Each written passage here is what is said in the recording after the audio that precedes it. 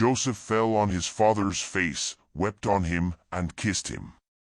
Joseph commanded his servants, the physicians, to embalm his father, and the physicians embalmed Israel. 40 days were used for him, for that is how many days it takes to embalm. The Egyptians wept for Israel for 70 days.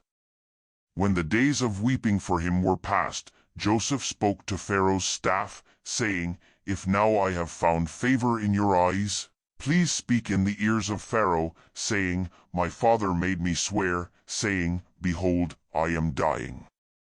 Bury me in my grave which I have dug for myself in the land of Canaan.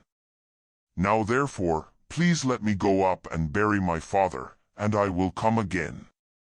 Pharaoh said, "Go up and bury your father, just like he made you swear." Joseph went up to bury his father, and with him went up all the servants of Pharaoh, the elders of his house, all the elders of the land of Egypt, all the house of Joseph, his brothers, and his father's house. Only their little ones, their flocks, and their herds, they left in the land of Goshen. Both chariots and horsemen went up with him. It was a very great company. They came to the threshing floor of Atad, which is beyond the Jordan, and there they lamented with a very great and severe lamentation. He mourned for his father 7 days. When the inhabitants of the land, the Canaanites, saw the mourning in the floor of Atad, they said, "This is a grievous mourning by the Egyptians." Therefore its name was called Abel Mizraim, which is beyond the Jordan.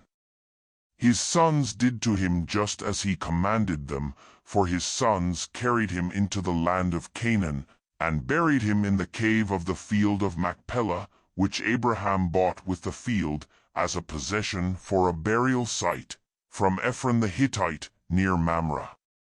Joseph returned into Egypt, he, and his brothers, and all that went up with him to bury his father, after he had buried his father.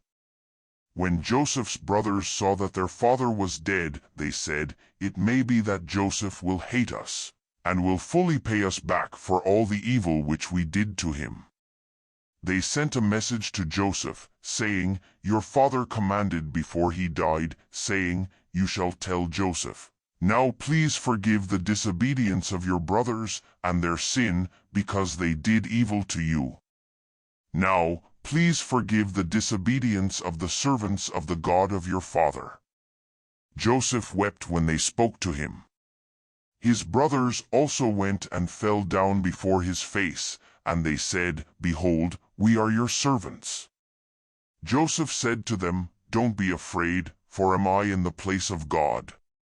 As for you, you meant evil against me, but God meant it for good, to save many people alive, as is happening today. Now therefore don't be afraid.